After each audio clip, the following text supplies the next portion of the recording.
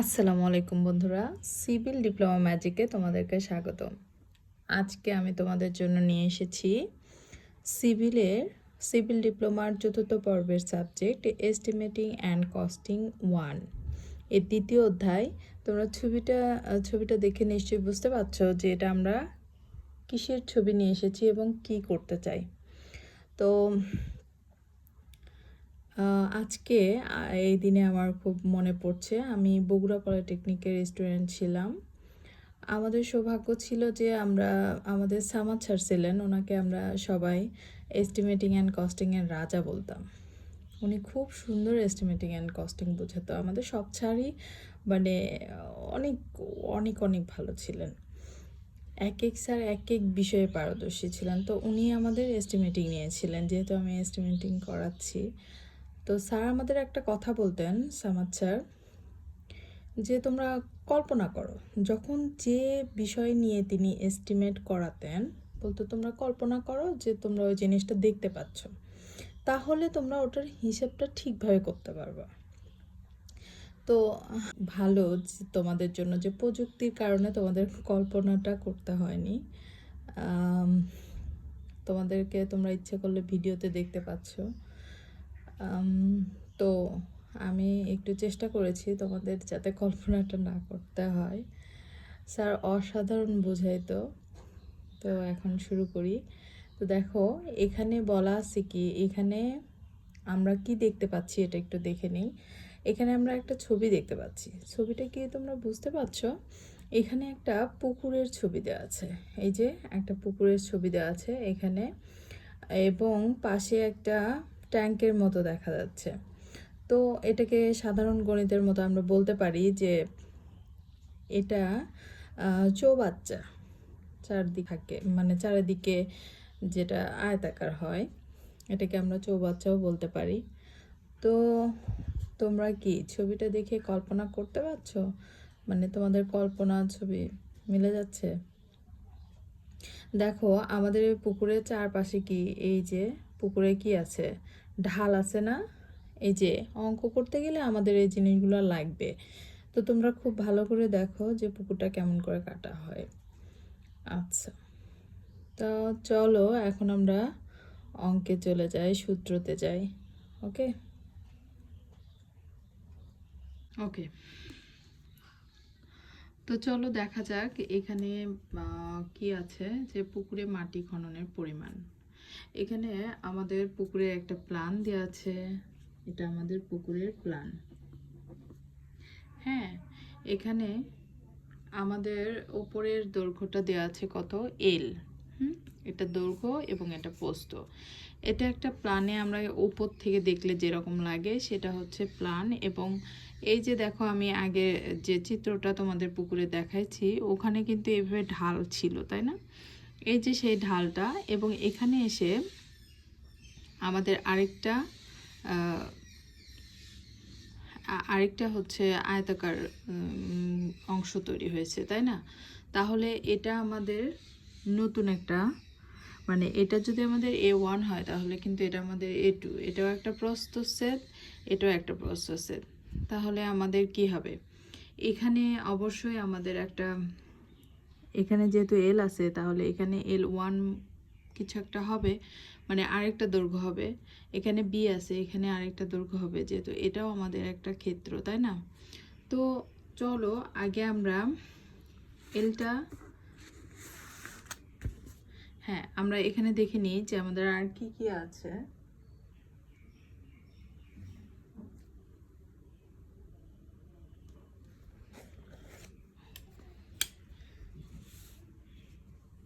দেখো,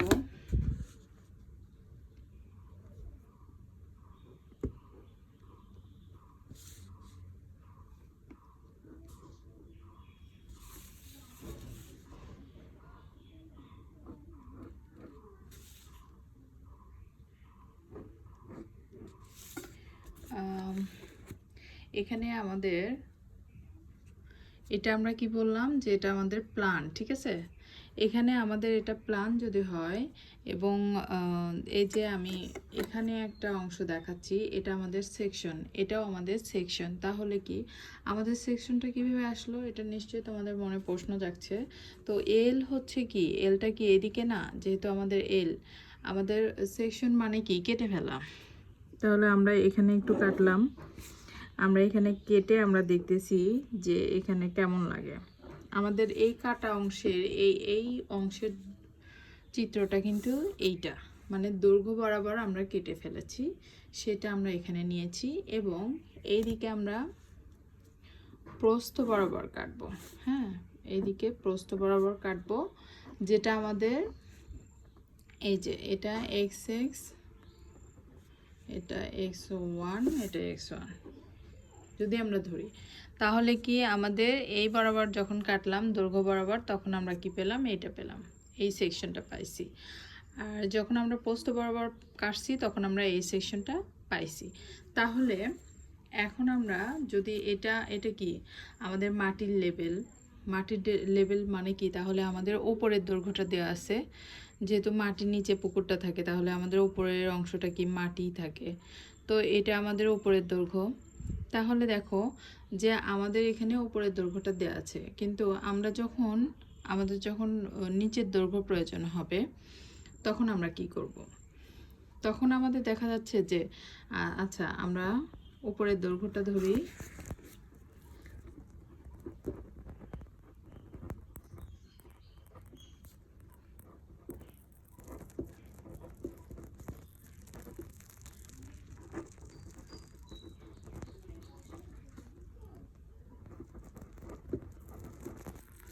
নিচের দৈর্ঘ্য কি হবে, দেখো নিচের দৈর্ঘ্য কি, এখানে নিচের দৈর্ঘ্য মানে কি এইটুকু না,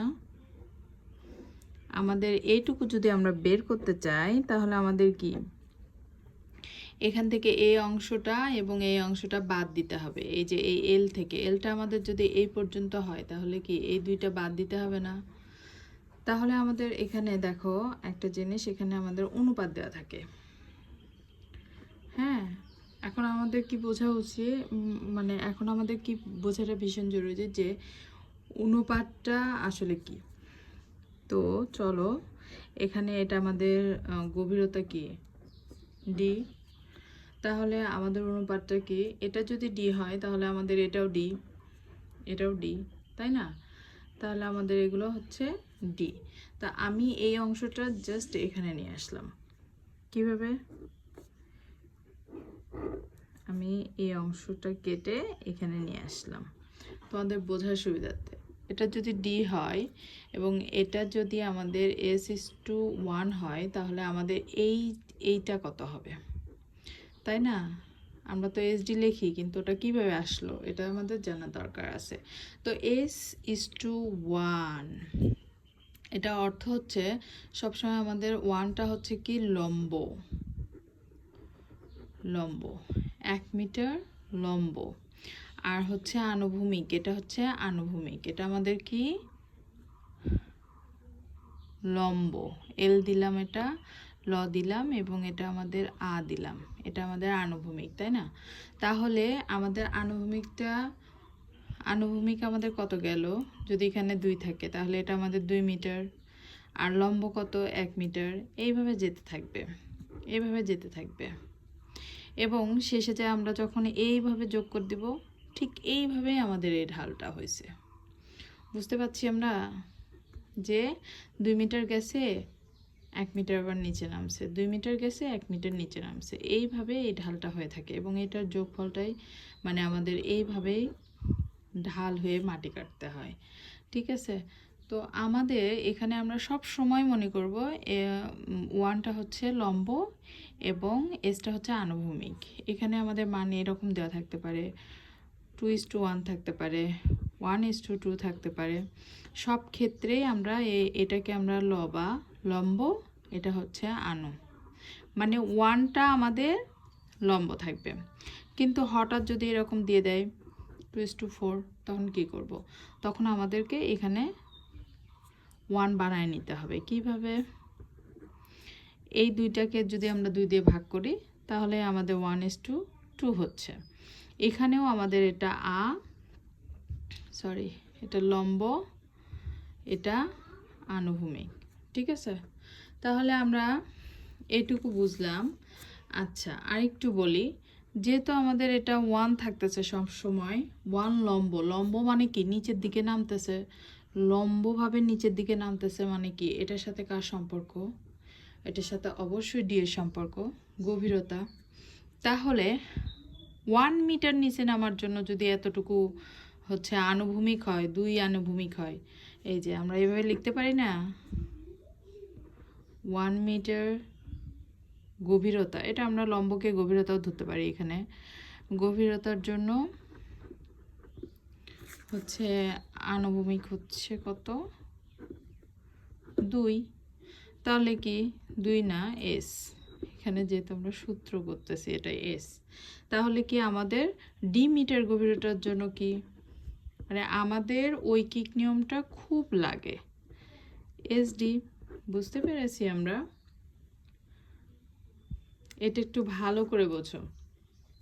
তাহলে আমাদের কি হবে, এখানে s:1 আছে এবং এখানে d আছে, তাহলে 1 এর জন্য যদি s হয় তাহলে d এর জন্য কি হবে?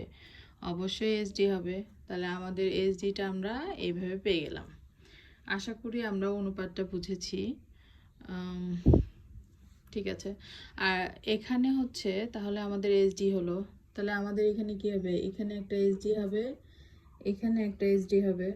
তাহলে আমরা যদি নিচের এটা চাই, এল চাই, নিচের দৈর্ঘ্য L1 যদি ধরি এটাকে আমরা, তাহলে আমাদের কি হবে? এল মাইনাস এখানে একটা এসডি, এখানে একটা এসডি মাইনাস এসডি।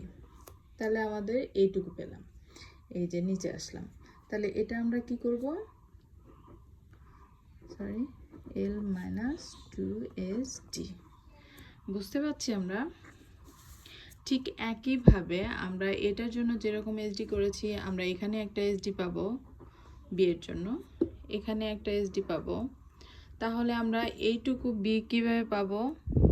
এইটুকু বি এটা পাবো হচ্ছে বি মাইনাস 2sd, তাই না? উপরের আমরা এটা লিখতে পারি উপরের প্রস্থ সমান কত? বি। তাহলে নিচের প্রস্থ হচ্ছে b minus s d minus s d. তাহলে আমরা কি পেলাম? B minus 2sd। ঠিক আছে, আমরা কি এইটুকু বুঝছি? আচ্ছা, তো আমাদের আরও বিস্তারিত জানবো, তার জন্য আমার মনে হয় এটা জানাটা খুব দরকার ছিল। তা আমাদের 3টা পদ্ধতিতে মানে 3টে সূত্রে আমাদের হচ্ছে পুকুরের মাটি কাটার পরিমাণ বের করতে হয়। তো সেই 3টা পদ্ধতি আমরা আগে লিখব। 1 নাম্বার হচ্ছে মধ্যপ্রস্থচ্ছেদ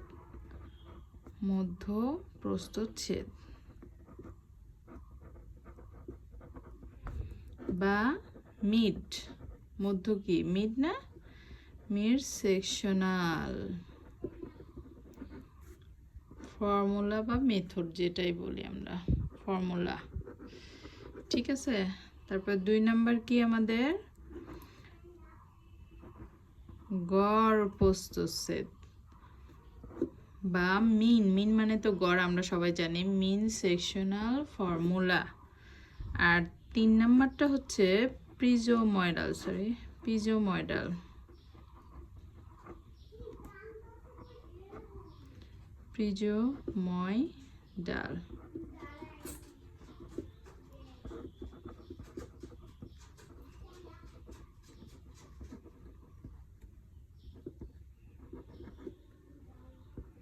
ফর্মুলা।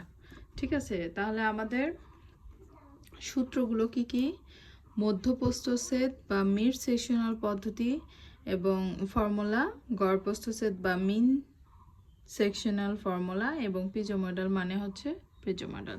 তো এখানে আমাদের এই 3টে সূত্রে আমাদের অঙ্কগুলো করতে হবে। আমি একটা একটা করে সূত্র তোমাদের দেখাবো। তার আগে বলি যে এখানে কিন্তু আমাদের অঙ্ক করার সময় দেখা যাবে যে কখনো তোমাদের বলে দিছে যে শুধু মাটি খননের পরিমাণ বলো, পরিমাণ বের করো, তাহলে তোমাদের যে কোনো একটা পদ্ধতিতে তোমাদের পছন্দ অনুসারে একটা পদ্ধতি করলেই হবে। আর যখন বলবে একটা সূত্রের নাম উল্লেখ করে দেবে যে মধ্যপ্রস্থছেদ বা গড়প্রস্থছেদ বা পিজোময়েডাল, তাহলে কিন্তু তোমাদের সেই পদ্ধতিতেই করতে হবে, কারণ তারা বলেই দিছে যে এই পদ্ধতিতে করো। ঠিক আছে, তাহলে চলো আমরা একটা একটা করে সূত্র দেখে নিই। তো তার আগে এই ভিডিও থেকে বিদায় নিচ্ছি। সবাই ভালো থাকবে। আসসালামু আলাইকুম।